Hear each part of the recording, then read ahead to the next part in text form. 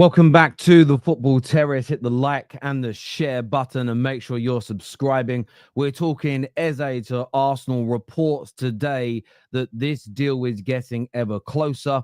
A big update from Fabrizio Romano in relation to Noni Madueke as well. One that Arsenal and Chelsea fans alike want to hear about. Plus United linked today via the media, I will say, with Vlahovic, whose contract is going to be terminated, according to reports coming out of Italy. Is that a good move for United? And a question for you, the Football Terrace community. Would you take Marcus Rashford back at Manchester United? Give us your thoughts. Give us your feelings on this in the comments section below. Plus, anything else you want to speak about, it's your show. Get your comments in. Let us know. But look, it's the Done Deal show. We're live. Let's do this.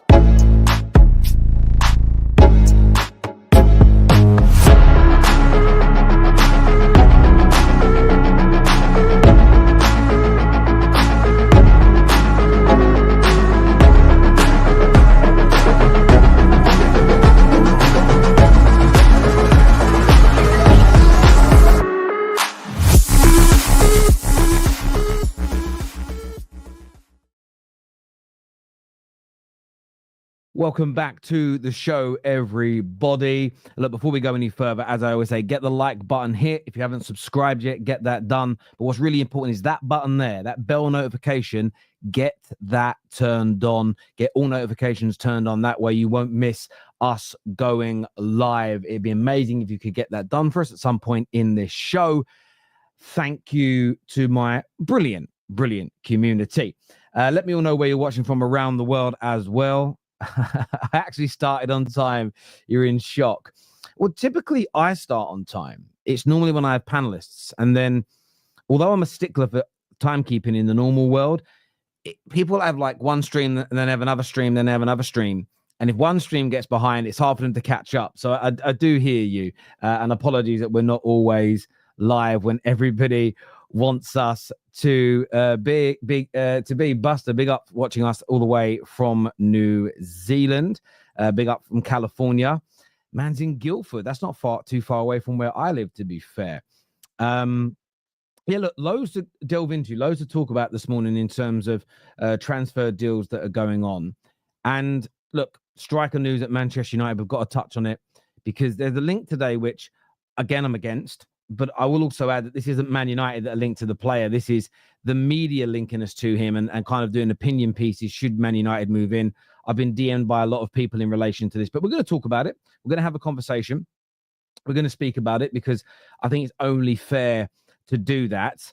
Certain people think we don't talk about transfers that I don't like, but this is a ball-faced lie. That's the long and the short of that one, people. It's a lie. So we're going to be delving into that on the show this morning. We're going to be talking about that in a little bit more detail. But I wanted to start with the big news in relation to Arsenal this morning that I read. And what I find very interesting at the moment, really interesting, is as and when people take sources seriously.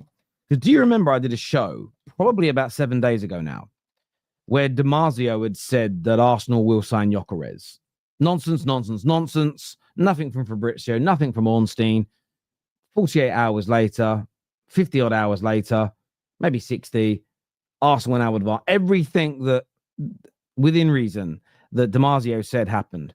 Equally, the day before, the Ornsteins and the Fabrizios pushed the news out about Gyökeres. It was Caught Offside who said that there's a deadline set. Arsenal are now pushing to get this deal done for the early part of pre-season. Expect movement soon. The next day, we saw movement. So this is a lesson to everybody that doesn't want to trust the other. The irony is people moan that the transfer window drew in because of the news. That's because you wait for one person to tweet before you believe there could be any validity to it. And that's why you don't enjoy it anymore, because you're literally staring at one man's Twitter feed for 7 weeks, 8 weeks. That's mental. That's mental when you break it down. So there's the news story that's going around this morning that says that Crystal Palace and Arsenal are very close to an agreement where Arsenal were looking to potentially, Arsenal the whole time have been looking to pay less than the £68 million release clause. And it is reported mutedly, of course, from the Crystal Palace press, that Palace could be open to negotiating a slightly lower price. They've already stated, and this is the problem that Palace have got, they've already yielded on demanding the full release clause paid up front.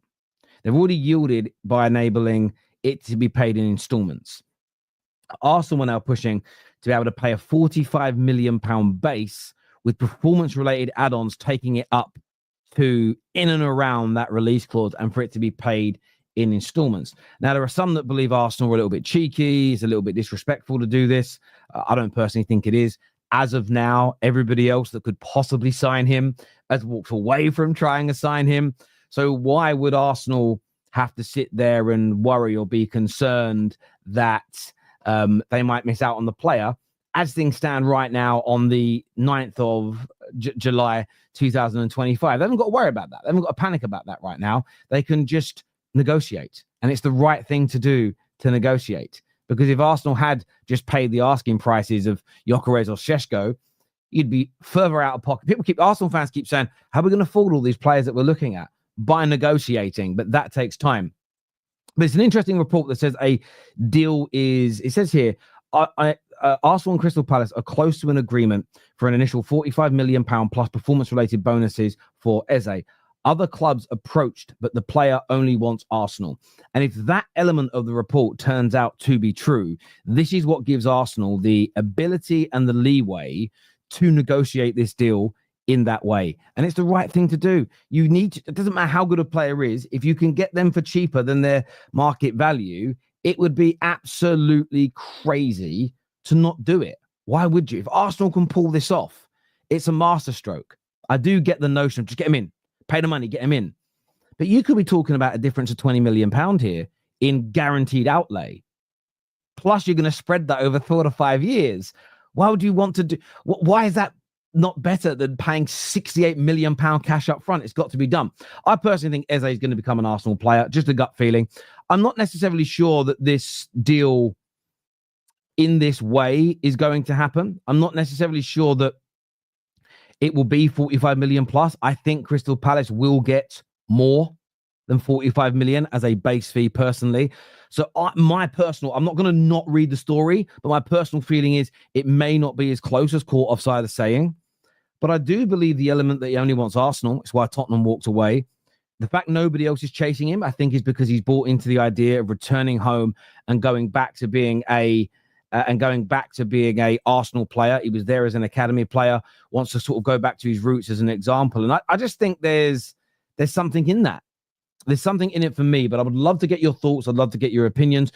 I don't think I need to speak anymore right now about the brilliance of this player, the quality that he will bring, the ability that he has. I think all of that has been said before. All of that has been spoken about on many, many, many occasions. You don't need me to reiterate that again. We know what a quality player that is. Scott Adams here says Zubimendi is also in installments. Yes, Arsenal paid, I believe, slightly above the buyout fee. That way they could pay it in installments. It works for Real Sociedad because they can declare that as a direct income straight away. And that is what you do. So, and by the way, I made a mistake on yesterday's show. Somebody asked me a question. They said, if a club pays for a player outright, 60 million in this financial year, and then next summer in the new financial year, they sell him at 65 million, have they made a £5 million profit? I said yes. The answer was no. The answer is no. Most likely not, depending on how they structure it. Because what normally happens is a football player comes into a club.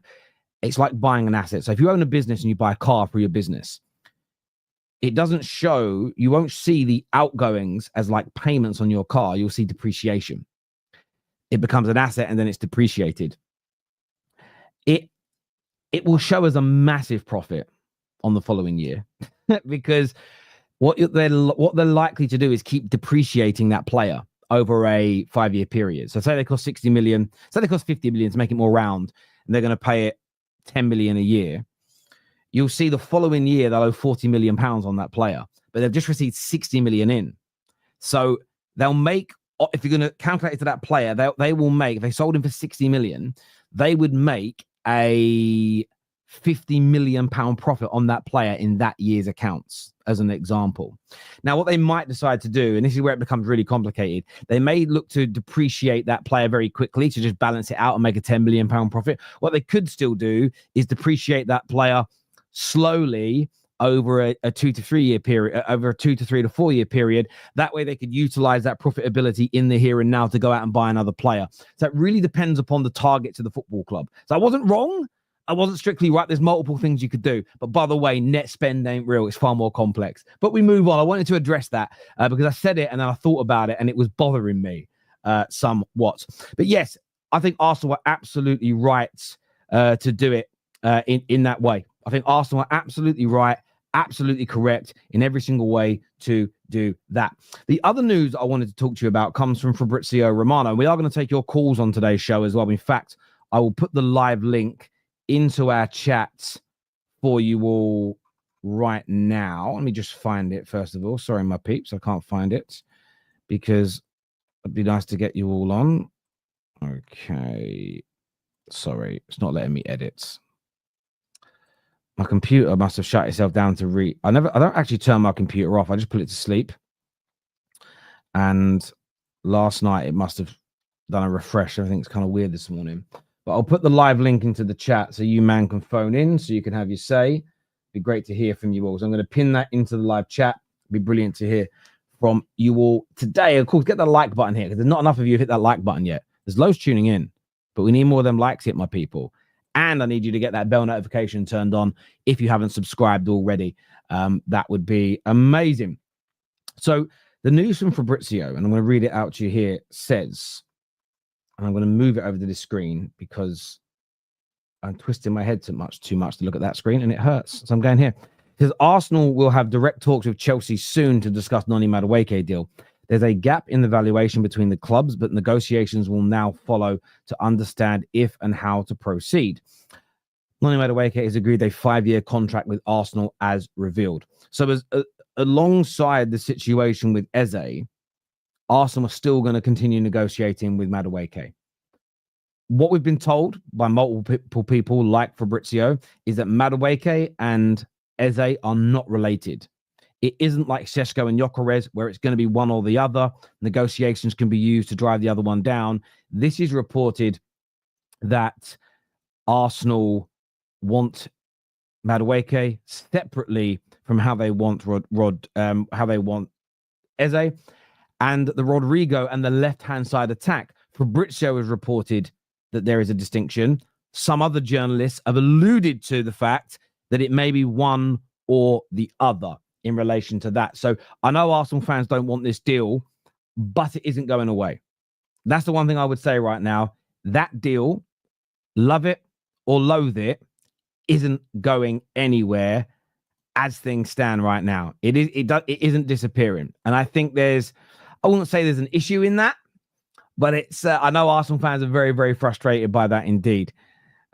Every news points we're getting Madueke. Sorry, every news points we're getting Madueke. It's very disappointing. Look, it does look like you're getting him. And I think, look, Arsenal have done some fantastic business this summer. I can't lie. I think Zubimendi's great. Gyökeres, amazing. Eze will be a revelation. Equally, I think signing Madueke at the money that's being quoted is a big mistake. I swear you'd make 17 million profit if you sold 60 million player for 65 million after year one. I don't know. I'll come back to that a little bit later. I'll have to work it out. They're really hard to understand because it all depends on how long they're amortized for. So, for instance, Man United are paying Cunha off within 3 years, so you can't spread it over 5. So it all depends. It all depends. Hurry up and take Noni Madueke off us is what this Chelsea fan says. Yeah, I get why you would say that. I get why Chelsea fans want this to hurry up and go through, and I get why Arsenal fans don't want it to happen in any way, in any shape, or in any form. I really do get that. But look, the deal may be happening. You know, it may be happening. It may be happening. Yeah, Carl, I'll come back to your amortization question a little bit later, brother, just because I've touched on that. We'll come back to it in a bit. I'm surprised that no one has come in for Kivior. Had a solid run in the team, would be a good centre-back for another team and easily to pursue with guaranteed game time. Yeah, I mean, yeah, you make a good point. But some of the times you don't see players linked to other clubs is because the players make it abundantly clear they don't want to leave and the club don't want to sell. So a football club, unless they're going to break the bank for him, and I don't think he's that level of player, there's almost no point pursuing it. I think Kivior is so happy where he is. One of the biggest clubs in the world, good salary, a wife that does twerking. I think he's happy with his status, gets a lot of game time without being a linchpin and the pressure to have to deliver. I think he loves it. And a lot of the other football clubs that would come in for him to be their main centre-back probably wouldn't pay him as much as Arsenal. Or it might be marginally more money for the pressure of being the main guy. I think he's very happy where he is. I think he's very, very happy indeed about where he is. This year from Aviel says, Madueke isn't going to happen. It's 4D chess. Waneri will sign a new deal. Arsenal will buy Rodrygo and Chelsea will feel like they got played. Well, the deal actually for Waneri is reportedly almost, if not all but done. And I got a bit of stick last week for talking about the potential of Waneri to Chelsea. I actually had Gooners DM me going, why are you making this story up? I didn't make it up. It was trending. I swear. You know, like sometimes you get accused of things and you're like, did I imagine it? Was that newspaper article a fucking mirage? I didn't understand the criticism. I did say I didn't think it would happen, but you got to talk about these things when the news is out there. Krishna here says, I'm okay with Noni if we get Rodrygo as a Victor and Mosquera. That means we've got Norgard, Zubi, and these four. That's a solid window. I'm going to be honest with you. If you get all of those plus Noni Madueke, the only element that makes it bad, Krishna, is the amount of money it will cost. The amount of money that deal cost has to be focused on, has to be looked at, and I think has to be reviewed. I don't think you can get away from that. I think it has to be looked at and reviewed. The reason why I say that is because there's just this element of one sec. I've just got to check something for a moment. That eats into the budget. And I know that there's a lot of football fans out there who keep saying again and again and again and again and again and again and again that I'm not an accountant, I don't care about the money, but you should. And one of the reasons that you really, really should care is that one day you'll run out of money. One day it will be, oh, look, we're in this title race, so close, but we need that midfielder because of an injury. We need that striker because of an injury or to go to another level. And then you've got no cash left. Why? Because you dropped £50 million on Madueke. It was too much. Because you didn't negotiate the Gyökeres price down. Because you just paid the cash up front for Zubimendi rather than amortizing it. And this is why I keep saying to people over and over and over again, care about how your money is spent. It is so important to care and put pressure on your club in that way. Like I said before, I am far more angry about selling Sancho at a loss than I am selling him on deadline day for a profit, because in the longer term, those losses will hurt you. And I think too often as football fans, I'm guilty of it too. We often spend too much time in the here and now, and we don't think enough about the future of our football club. And I think it's really important at times to think about the future of our football clubs. I really, really do think that's an important part of our game. I stand on that 110%. Let me just put some more timestamps in this, because I haven't been timestamping as I've been going along, and I want people to be able to come back and watch the playbacks as they were. Speaking of wasting money, what do you all think? And I want to get your opinions on this. What do you all think about Vlahovic to Man United? Because KJ, right? I threatened to sack him last night. I threatened to sack KJ last night because that bum, right? All right, that bum. Yes, you, that bum, right? KJ is like, I take him. And I'll be honest with you, I reflected a little bit. I was a bit angry last night. I don't know why I was angry. That's why I got stung by a bee, right? Or a wasp or something on my hand. And I was annoyed. I was in a bad mood. And I was a little annoyed. I was a little frustrated. But I don't want Vlahovic, man. I'll be honest with you, I don't want Vlahovic. he isn't as bad as Calvert-Lewin. He isn't as bad as Vardy or Callum Wilson. There's a guy that can score some goals. I will admit that 2 to 3 years ago when he was linked to Arsenal, I liked him. I kind of rated him. I thought he could do a job. And this happens. And look, you'll always get, look at Evan Ferguson. I thought he was a decent looking player a few years ago. Wasn't bending over backwards for my club to sign him. Didn't work out. And we're all guilty of this. Every single one of us. It's only the weird little geeky tacticos and the freaky standard merchants, like those two groups who think they're the polar opposite of each other. They're not. They're right round there. They're there, right? They're the only ones who focus. Oh, do you remember all those idiots that used to call out Lee Gunner because he wanted what's the winger he wanted from Bournemouth? You're all gonna remember. There was a bloody winger he wanted. Put it in the comments now. Ryan Fraser.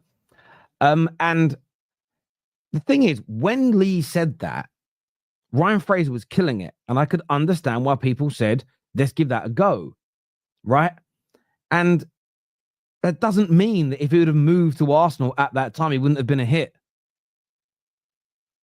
This is sometimes football's about chance. Sometimes football is about grasping the opportunity when it arises. Sometimes your stock is high, and if you get the move then when your stock is high and there's more respect for you, or you're feeling better about your game, you can go on to other levels. Sometimes you can succeed too early. There's a lot of people that think that about Emma Raducanu, the tennis player, that maybe she won a slam too early, and the pressure that's come on since a young body having injuries and developing, sometimes that can make her career harder. Although she's won the slam and made money, which is amazing, there's a different pressure. Anna Kournikova had that. She only got to a final. Her beauty didn't help, but, well, it helped her. Well done, lucky you. You know what I mean? But it didn't help her career because there was suddenly this expectation she wasn't ready for, and it crippled her. And this is the thing with sport. So we all get things right, we all get things wrong. And I think that if we start trying to live in this world, and too many YouTubers are doing this, and I'm telling you now, it's bad for business, right? It's bad for business to never really give a straight answer or a full opinion in the risk of getting it wrong. If you are trying to grow, you might grow on TikTok behaving that way, but you're not going to grow anywhere substantial with credibility. You've got to be prepared to be wrong, because I think audiences like the honesty that comes with it. But I did like Vlahovic at one point, but he's gone to Juve and he just hasn't kicked on. He hasn't gone to that next level. I don't want him. For me, it's all about Ollie Watkins at Manchester United. And I thought about it a long and hard yesterday. Not on the top of my wish list. I don't think he's world class. I'm not looking at him and going, Sandy Cole 2.0.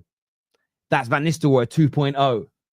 But what I am looking at is that if we were able to sign him, Manchester United would have 3 of the top 10 goal scorers from the Premier League last year. In fact, I think they're 3 of the top 8 goal scorers in the Premier League next year from the Premier League last season in our front line. I believe that's pretty good.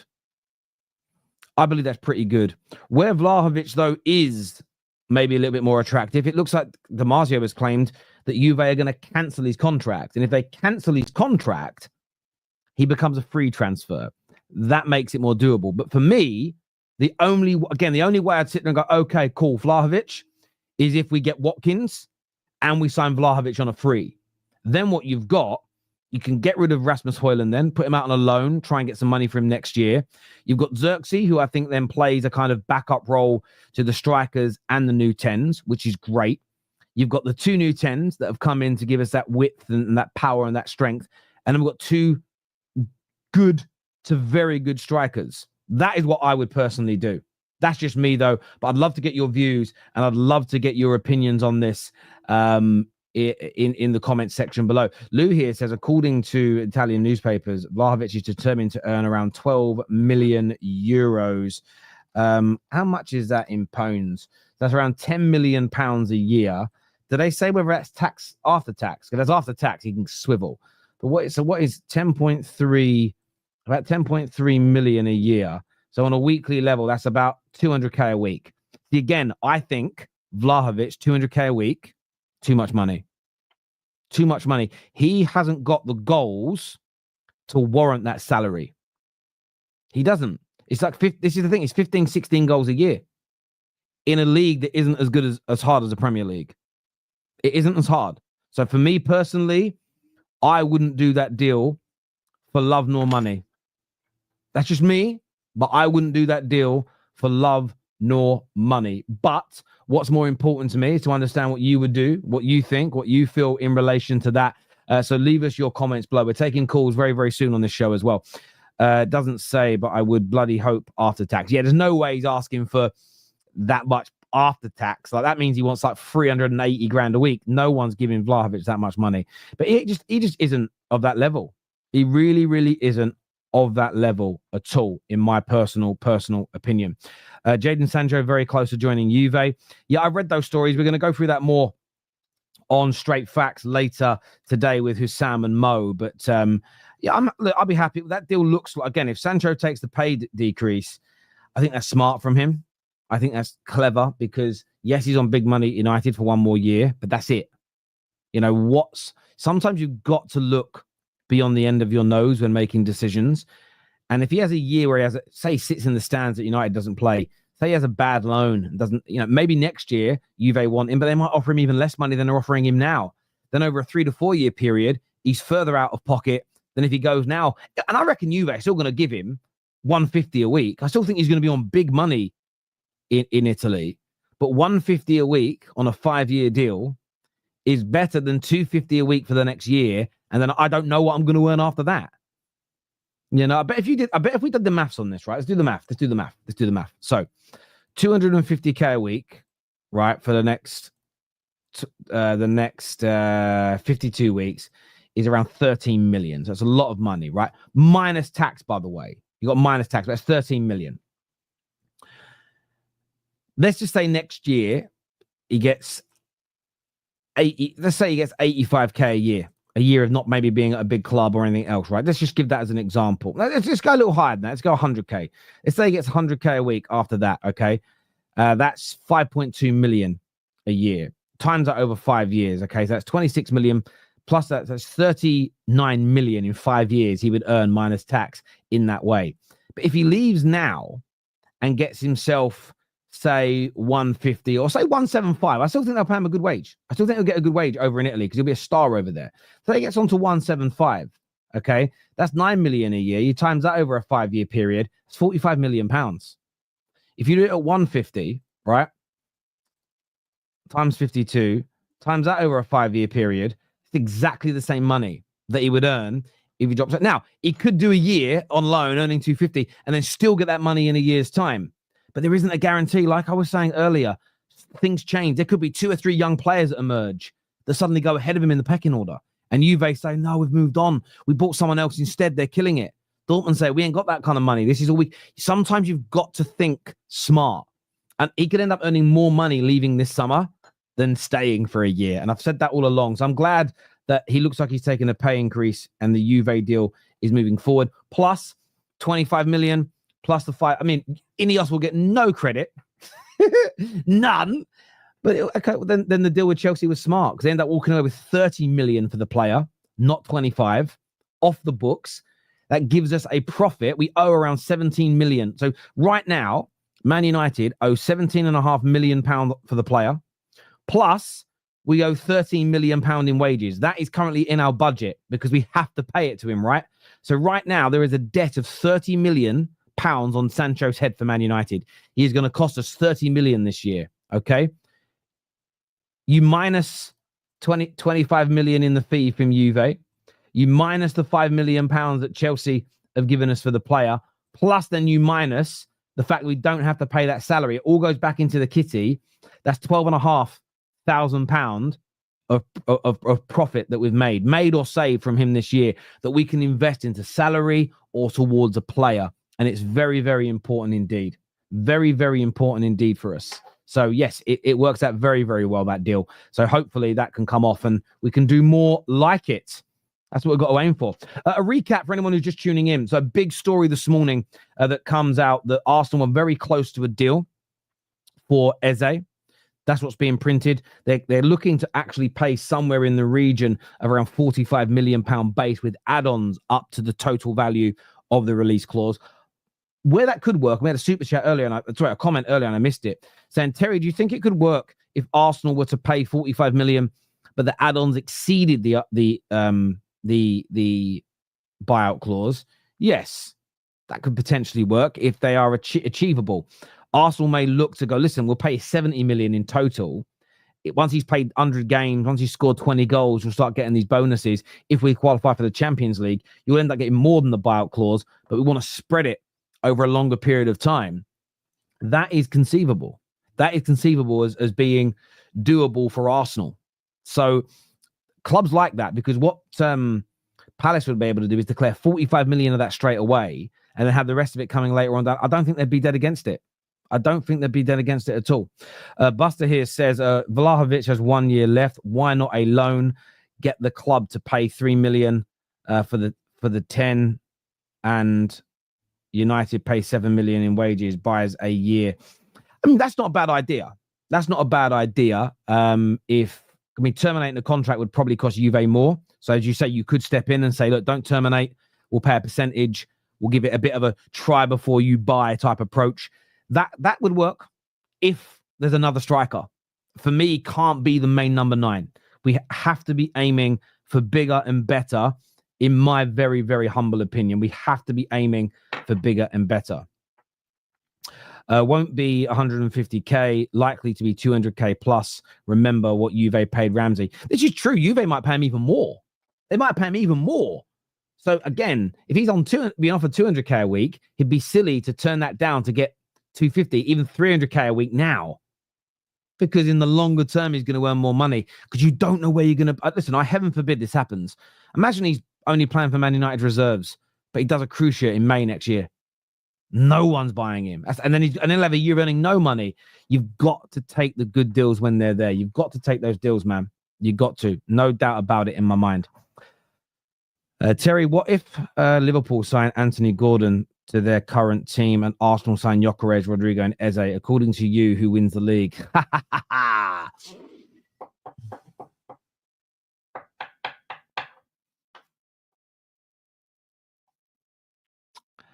I'm thinking.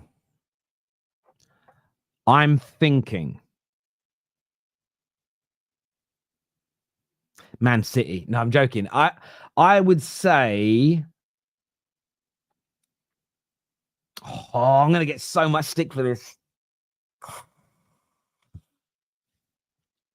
If that's how it ends, that's the only remaining business. So Liverpool just add Anthony Gordon from now. And Arsenal add Gyökeres, Rodrygo, and Eze. Then I'm picking Arsenal. I think Liverpool need a striker because Arsenal have got Gyökeres coming in. I think because of the signings City have made and will continue to make, I think they've got to add more than just Mo Salah's goals. And I don't want to be insensitive in any way. Of course, with the heartbreaking passing of Jota, there's even more of a need to add a striker, if that makes sense. So the thing is, in your scenario, Arsenal, but personally, I think they're going to add a number 9. I think they were always going to add a number 9. And at the risk of sounding insensitive, it's not what I'm trying to do. There's an even bigger need for that now. And they'll fill that hole. So I can't just see this. Your scenario, I can't see playing out. But to answer the question, because that's what you've asked, yes, I'd go with Arsenal in that particular scenario. Arsenal fan here. In a perfect world, would I take Kane? Yes. Yes. Would I take Harry Kane? Jesus Christ. Of course. Christian here says, you're right. We're not a good selling club. Exactly. You got to sell well, man. You got to sell well. Vlahovic could be second choice striker at United. Yeah, I'd take him as second choice, as long as the first choice is better than him. Like if someone said to me, look, it's not utopian. This is the one, I think the difference between me and a lot of other United fans. I understand that we're not going to get all of the utopia signings that we need. I understand that the club isn't going to tailor itself to my personal wants and needs and desires. If we end up with Ollie Watkins and Vlahovic as our 2 strikers next season, again, I'm not like, oh my days, we're winning the league. But I'm comfortable. I'm comfortable with that for a period of time. It's a vast improvement on what we've got, in my very, very, very humble opinion there.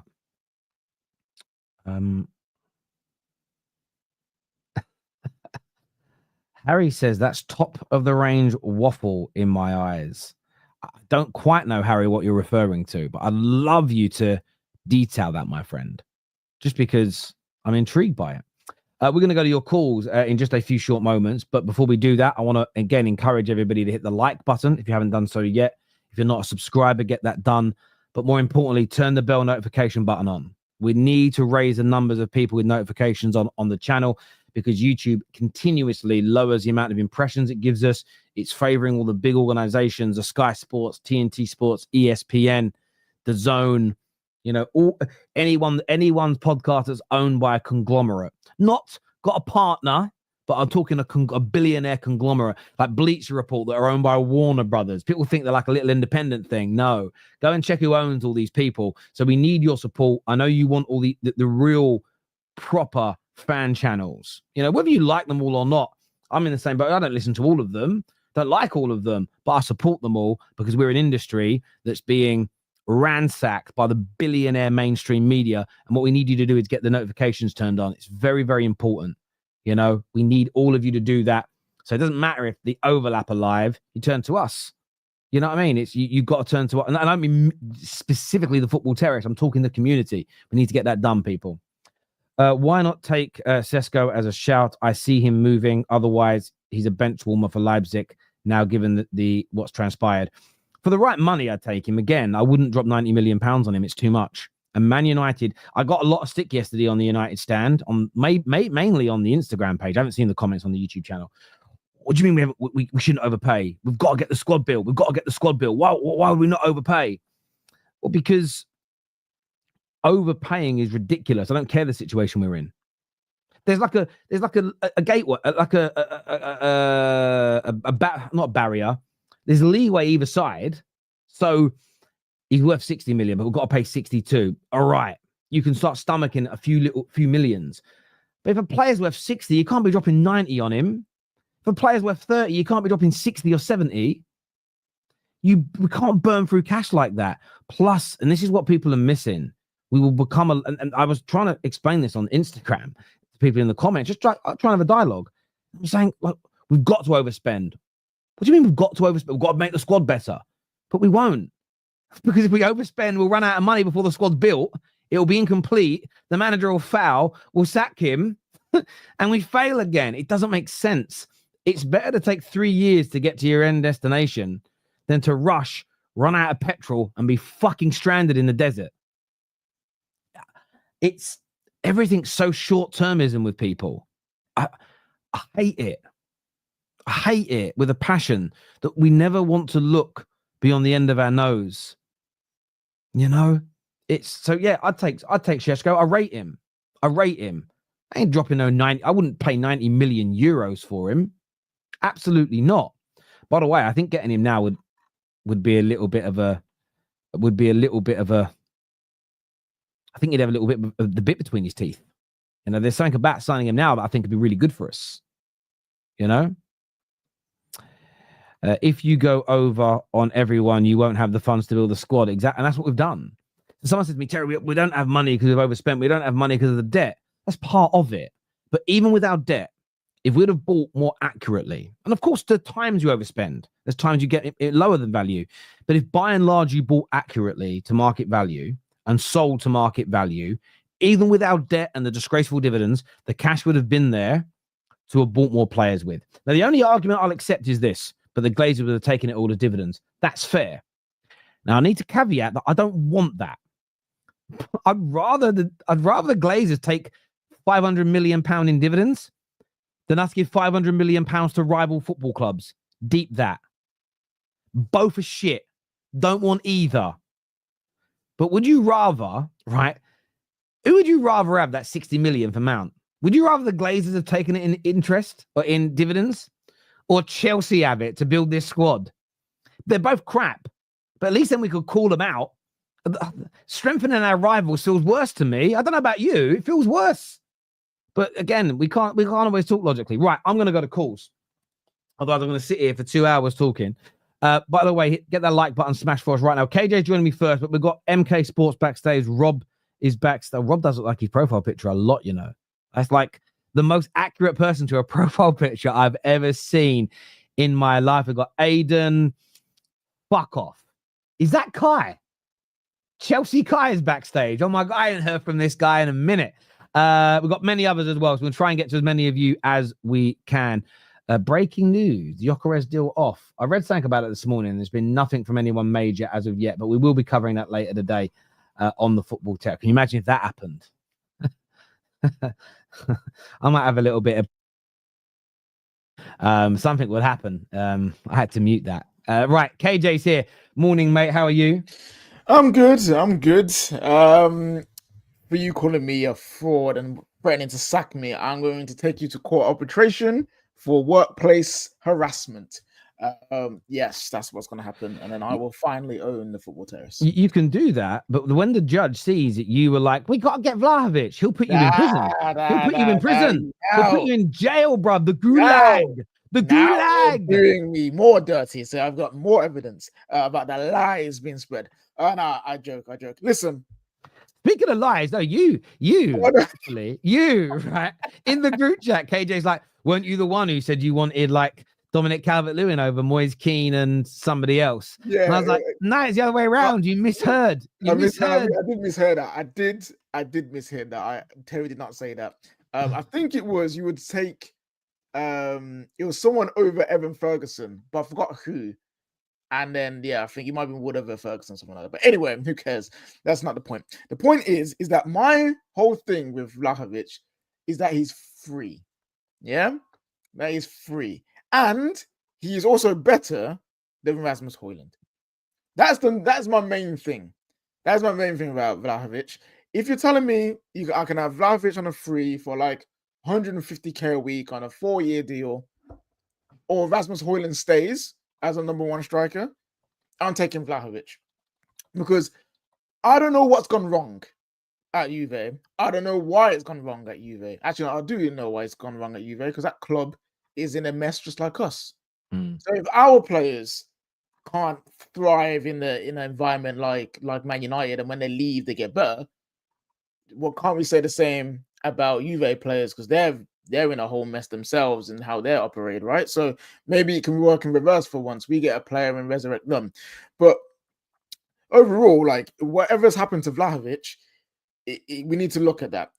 Because when I've seen his goals for Juve and his goals for Fiorentina, I see a striker. I see a finisher. I see someone who can take free kicks, he can take penalties, and strikes the ball cleanly and can finish with his head as well. So he's got the attributes that I want from a striker that are better than Rasmus Højlund. But the problem being is his wages are flipping high, ridiculously high for some reason. I don't know how much he's going to ask for. His injury record is looking a bit touchy, because with him it's like he'll have an injury for 2 weeks, so he'll miss 2 games here, and then later down the line you get another injury there, and he'll miss another couple of games here. So he may not be like injury prone in terms of he gets one big injury and is out for the whole season every 2 years, but it's always these little niggling injuries that can disrupt the flow of a player. That is a big worry for me as well. But I would take the risk if you're telling me it's Rasmus or Vlahovic only. Yeah, listen, and that's where the conversation, again, that's where it's important to have grown-up conversations, because that's where that's where you've got to look at it. I don't want to go into the next season with Rasmus. I also don't want to go into the next season where we're using Zirkzee as the main 9, because he's not a 9. He's not an out-and-out striker. He won't score enough goals. And I think we need a striker that's going to give us 10 to 12 league goals bare minimum. We need that. I was looking at these stats yesterday, right? This is, again, about being better next year for Man United. We're not going to be a complete team. We're not going to be a side that can win the league. However, okay, Ahmad last season in the league won us 10 points with these goals.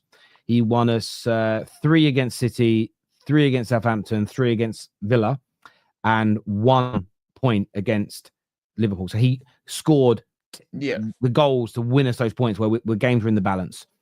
You look at our other attackers, right? So, yeah, like we had like Maguire won us a game, I think, and Lissandro won us a game, but they were spread. But the attackers you're focusing on, Alejandro Garnacho didn't score a single winning goal.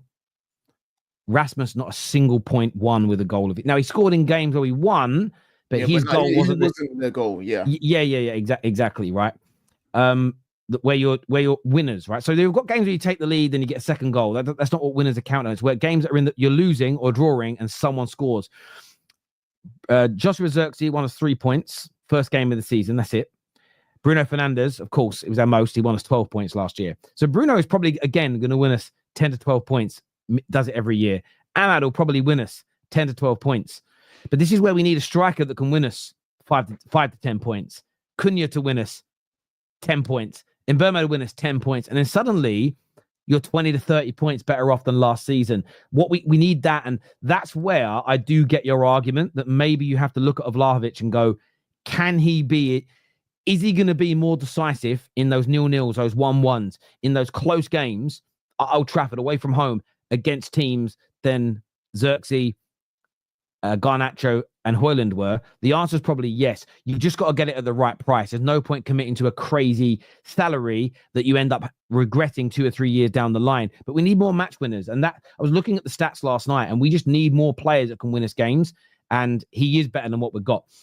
Viewers, give us your thoughts. Tell us what you think. Tell us what you feel. Of course, we know we've got no legs in midfield. We need more there as well. But we're talking about the attack here in isolation. It's hard to do that with Man United. Right, we're going to go to some calls. First up, we've got, I don't know who everybody supports. If you could let me know in the private chat, that'd be wicked. But I've got Rob coming on first. Rob, welcome to the show. How are you, mate? I'm good, man. How are you guys? Very, very well. Let everyone know who you support, bro. I'm an Arsenal fan, of course. I thought you were an Arsenal fan. The Eze news today, thoughts on it? Are you getting excited about this deal? Are your feet on the ground? What are you saying? Yeah, I think the main positive for me around the Eze thing is that when Ornstein reported that we were in for him, it was made clear that it's separate to a winger, so that we're not like solely reliant on, okay, Eze's in, that's it, business done.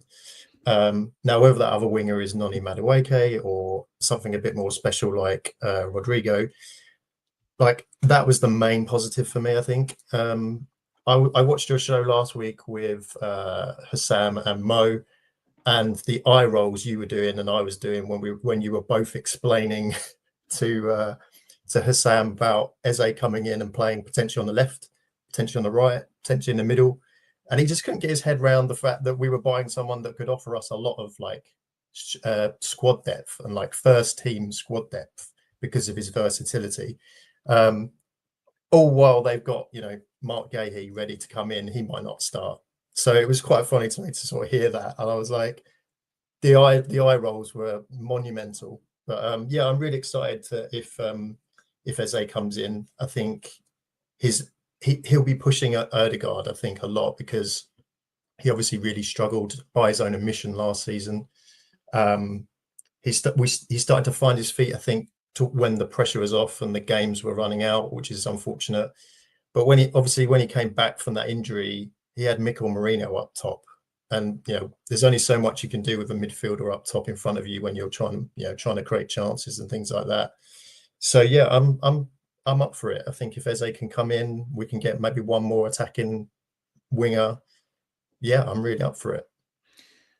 Question: is there a worry that this Eze deal could hamper a deal for a Rodrygo, and maybe the money for all of these moves isn't actually there like we think? Because if you're gonna do Eze, Madueke, and Rodrygo, that's what, almost 200 million, right?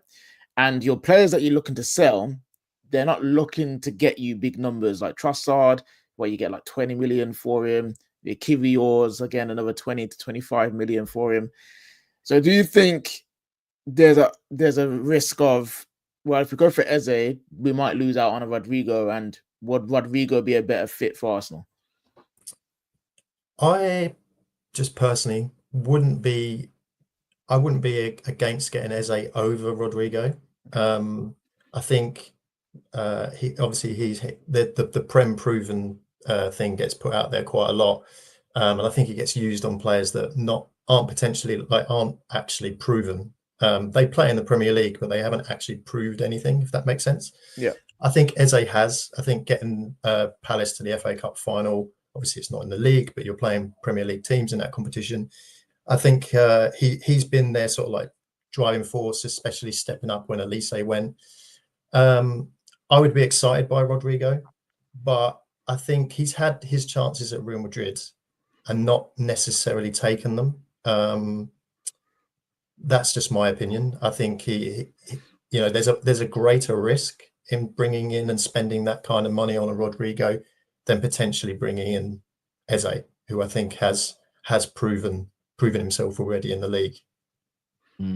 Yeah, listen, I think that the Prem proven conversation has been one that's come up a lot recently. Like me and Staffy have been having it out. And I think that I don't think it's a myth, but I agree with you, it gets misused. So like Madueke is Prem proven, but not as a world-class player. He's Prem proven as at the level he's at. And everyone's got their own categorization, but I think he is a proven player that could lead an attack, help lead an attack for a Forest, a Brentford, a team like that. I don't think he's good enough to lead an attack for a title challenging team. So buying him as a backup, I think he's proven. I do get your point about Rodrygo, because I think he's amazing and I think he'll kill it here. But there's a lot of people that I respect in the football world that are like, I'm not too sure if he'll adapt to, how he'll handle like living in a different country, the speed of the game. His output isn't exactly monstrous. Where you look at Eze, we know that he knows the league and everything else. So some people are saying that, but look, listen, really good points, Rob. Is this Rob Lad? Yes, it is Rob Lad. Yes, it's the same very man. He's showing his face. I respect that, bruv. And the hairline's strong as well, bruv. I wish. Listen, Rob, thanks for coming on, mate. I appreciate it a lot. Cheers, mate. Thank you. Cheers, mate. Thank you. MK Sport is with us now. What are you saying, brother? Hello. How are you? Very good, my friend. Very good. What are you here to say today? Yeah, so I just thought I'd hop on and say hello. It's my first time being on the show, so my Football Terrace debut, which is amazing. Appreciate it, mate. Appreciate it. Yeah, thanks for having me on. Obviously, I know earlier in the show you were talking about Man United going for the likes of Dominic Calvert-Lewin, the likes of Ollie Watkins, the likes of Juventus strikers and stuff, and I look at the situation at United, and I think, in terms of your current situation and where you guys are now, it's kind of hard to believe if that they could really move for anyone unless they can obviously shift some of the players they've currently got on their books. So I look at it and I think, you've got Højlund, you've got Zirkzee. Both of those two players they're not amazing strikers, I will say, but they're not terrible strikers. They're, I think they're bang average, but then you're improving the areas around those two strikers. And I think doing so will then therefore improve the product, the output that they're giving you. So, you've asked earlier that you want like a 10 goal a season striker. He could be that 10 goal a season striker, Rasmus Højlund. You just go back to his first season at United, he scored 10 goals, which is exactly what you're asking for. So obviously, I ask you, would you rather stick with those two who are not quite in their prime, a couple of years away from their prime, improve the areas around them, and then, in a couple of years' time, you can then look to improve on those positions? Go on, KJ, you go first. Yeah.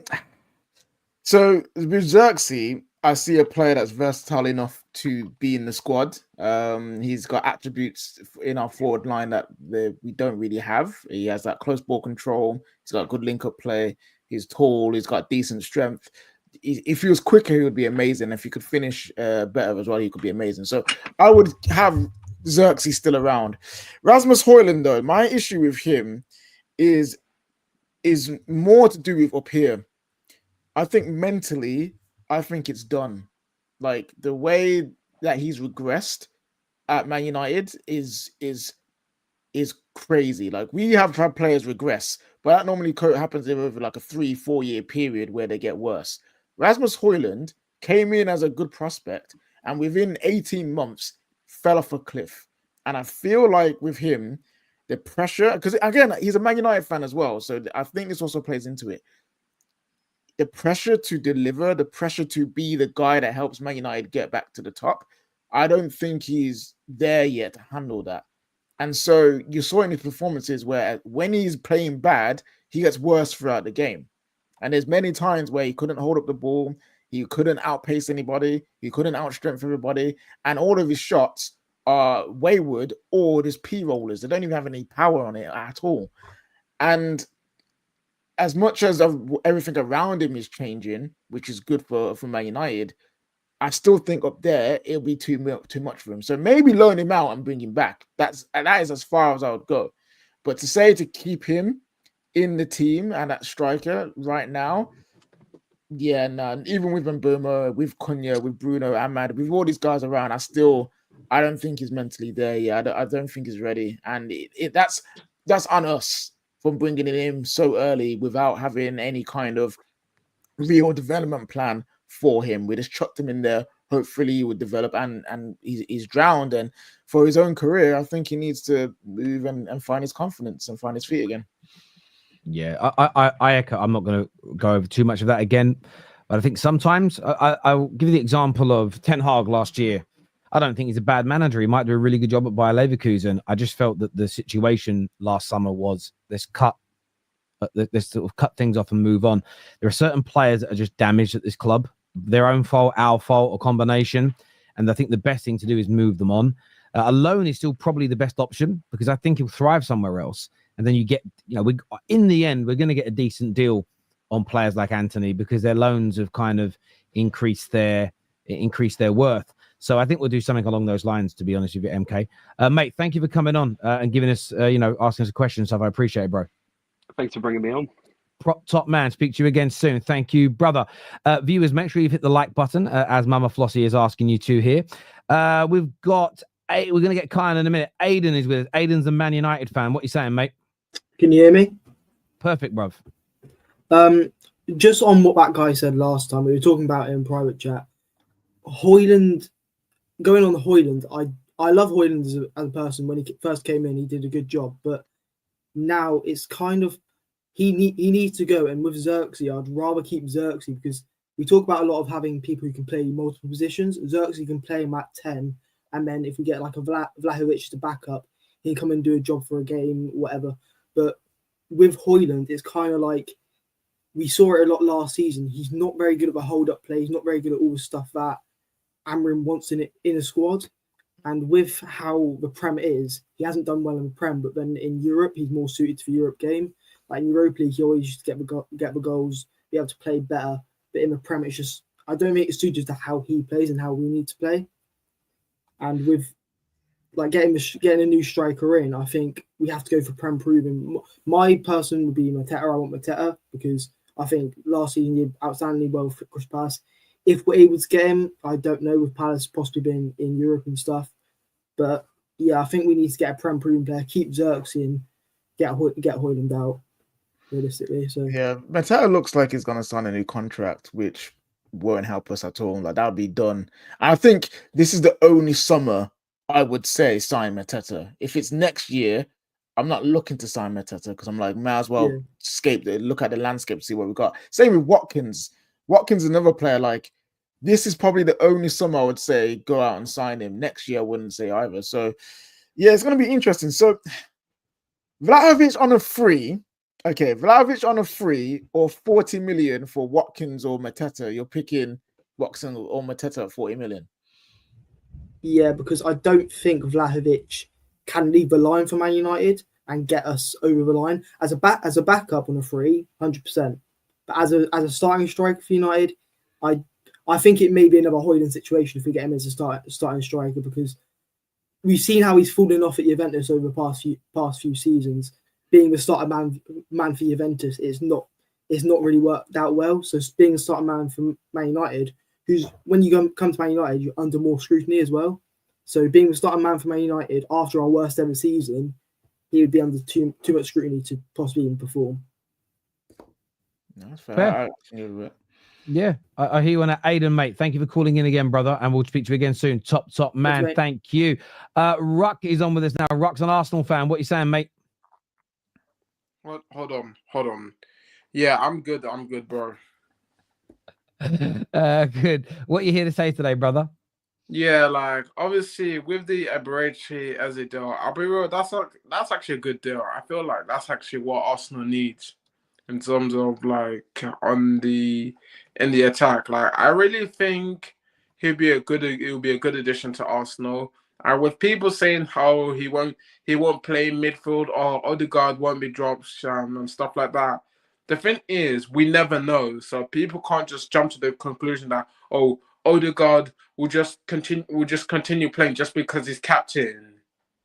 Do you get what I mean? Because I think like Eze, once he comes in, I think he'll be too good and he'll push he'll push Odegaard out of the starting 11 to bench. So people shouldn't be surprised if that happens. He could do that. He could do it. And I think that this is, I know some Arsenal fans don't like that, but it's plausible. It's doable. There's games where they might play together. There's games where Eze may start. There's games where Eze could be on the left and Odegaard more centrally. But it gives Arsenal more options. It gives you more string to your bows. This is something that you got. Listen, we've got Cunha and Mbeumo coming in. I'm really happy with them. But there's still a part of me that's jealous of this deal. Similarly to, Liverpool getting Kirkes and Frimpong, those deals really annoyed me. Cherky to City, I'm like, oh, such a good deal. This is a brilliant one for Arsenal. It's a game changer. And we saw what he did in that semi-final and in that final of the FA Cup.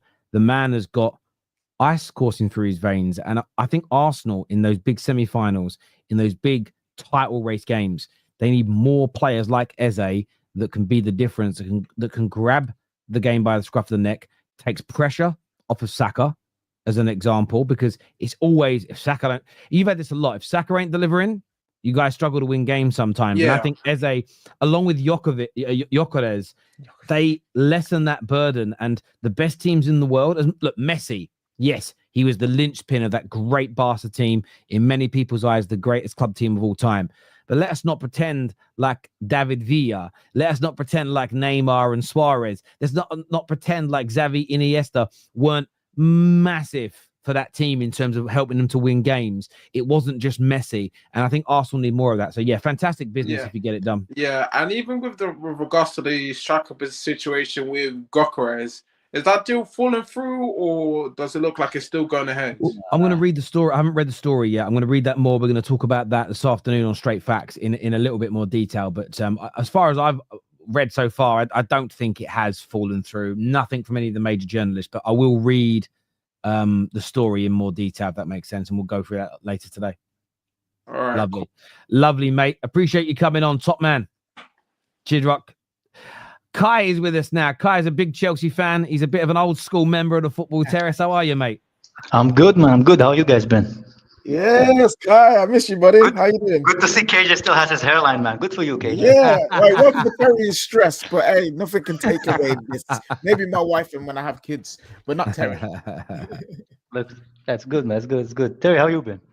Mate, I can't complain. Good? Yeah, life's good, mate. My hairline grew back, which is great. I can see, man. I can see, man. God bless, Yeah. God bless the hair transplants. They're a wonder, mate. They're a wonder. But what are you here to say, my friend? Hey, man. First of all, I want to say, I don't want to sound like a Disney, but in a time long ago, when I came on your show and I said Jackson and what's his name, man, and Madueke are not gonna make it at Chelsea. You remember how the amount of hate I got in the chat from all these Chelsea fans? So Jackson, he's gonna be the next up and coming. He's basically Timo Werner, bro. He's basically Timo Werner. He has like a horrible touch. And let's back to Chelsea. I just want to say that I'm right. I told them these guys, Chelsea fans, are emotional. They never take it. But my actual point was, I'm not happy. I'm not happy with the transfers. The only one I'm kind of happy with, but it's still kind of early on. I don't want to be, even Timo Werner, his first 2 matches at Chelsea, he was really good. Joao Pedro looks very good of a finisher. He reminds me, if you guys watched the Aguero's debut goal against Swansea, he reminds me of that kind of arrogance, first touch, finish.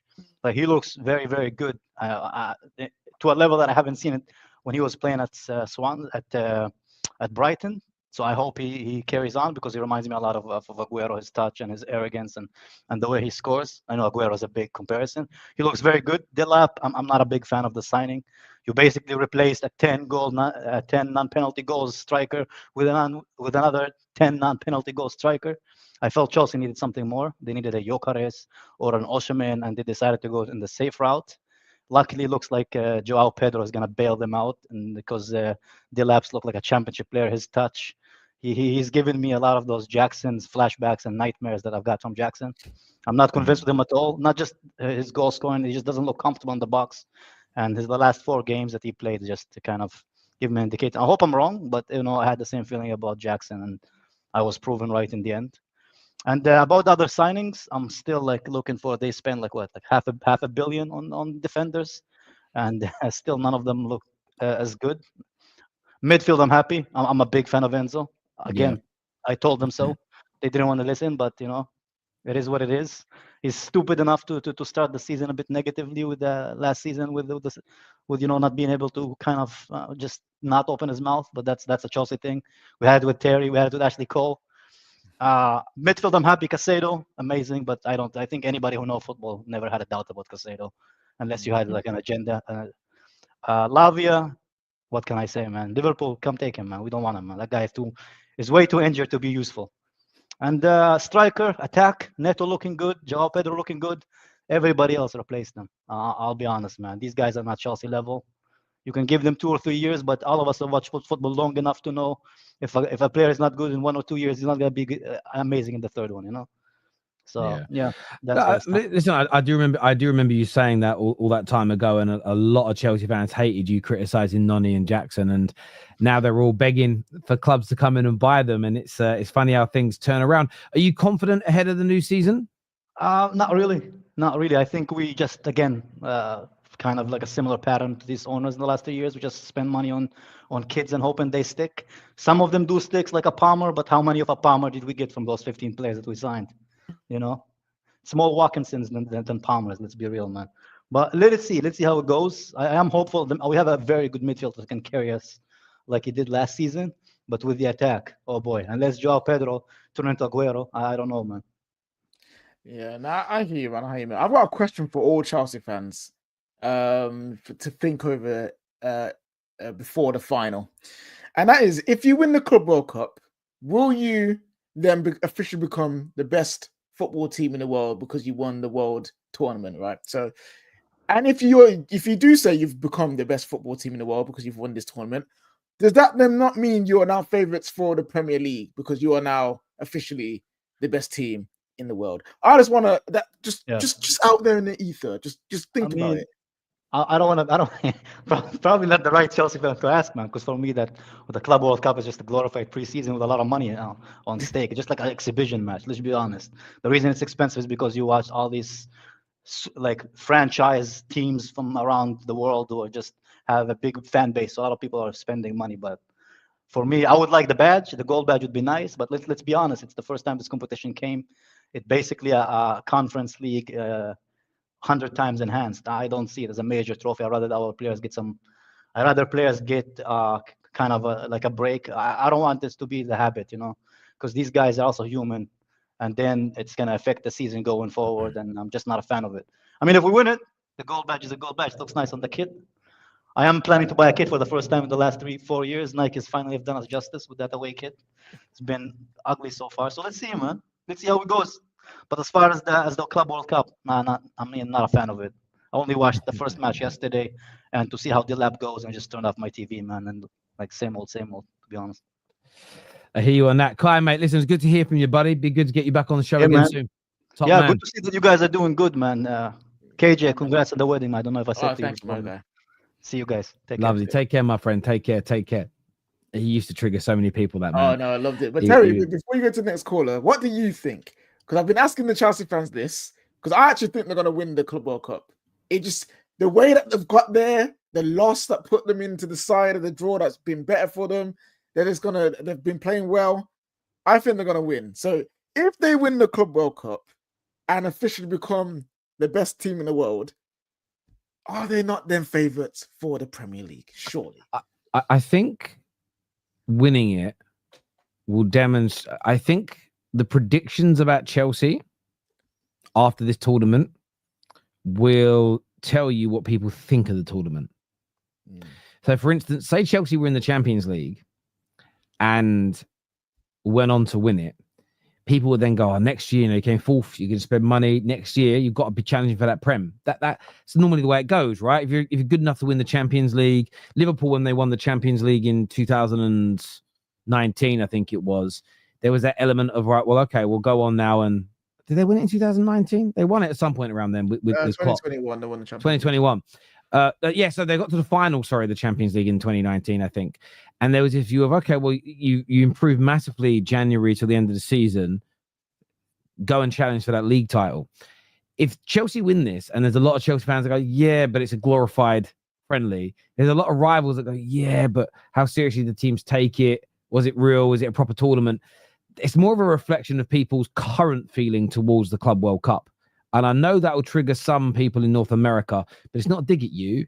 It's just about how that tournament's viewed. It may have been viewed that way if it was in South Africa.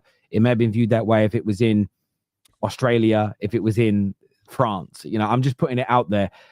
I don't know if people would be convinced by that. So I'm putting for me, I think if they beat Real Madrid, especially if they beat PSG, I think it shows they've gone to another level. And I think it shows that growth in those last 6 games of the season, that final, and so far this tournament, I think it's shown that Chelsea are going somewhere else. I still think they need to go and improve their back line and their goalkeeper in the remainder of the window. But I think they've got a chance if they can show that, because beating, say, PSG in that final, the confidence that is going to give, the belief it's going to give those players, and what it does for Maresca, a manager that was struggling. They looked like they were going to foul last season. And him and his system and his training and tactics have turned it round. It galvanizes everybody into what you're doing, and it's really important. So yeah, they've got a chance. A few super chats here. First one says, why not take Chesko as a shout? I see him move. Sorry, already done this one here. What are your expectations for Cunha, Mbeumo, and Ollie Watkins or Vlahovic if you keep Bruno top 8? Yeah, I think that would be what we should be looking for if we get those guys. People say, "Oh, but you need to push to the top 4," and then we're not there yet. Even after a summer, and even if those additions, yeah, we'll have the goals come in, but our midfield will still need work. The wing backs still need to work, and we still have Onana in goal. So we could score 2 goals, and yet Onana could make 3 mistakes, and we'd be losing 3-2. So I think top 8 with those guys would be where we should be looking at. And then if we get a few more additions in, like a midfielder, maybe a new goalkeeper, then I would say we got to push for top 6. Yeah, I look at it that way. I mean, the next super chat so interesting. In conjunction to this, and what do you expect? Just Football says United in a bad way. No new players. Another painful season. Look, we haven't got enough new players in yet, but I still expect 2 or 3 more. There are some people though, KJ. They've said it on my show. Someone said it on the United Stand yesterday. Super chatter said, I think Mbeumo will be the last deal we do. That's it. There'll be no other new players in. And again, if that happens, then I don't expect top 8. Then do you know what I mean? So I mean, people are viewing it in such interesting ways at the minute. It's kind of crazy. Look, I know there's more people backstage. We're going to do another call-in show tomorrow. Sorry, we can't take any more calls today. I apologize to everybody waiting. I'm very, very sorry. I want to say a big thank you to everyone that has tuned in, everybody that has hit the like button. It's amazing. Please make sure you subscribe, as you can see on the screen now, and turn the bell notifications on. It's very, very important for us indeed. But listen, until next time, look after yourselves. Take care. Goodbye. God bless. This is going to redirect you to Judge Mo's channel. So go and support my brother over there. And we'll see you all again very, very soon. Peace.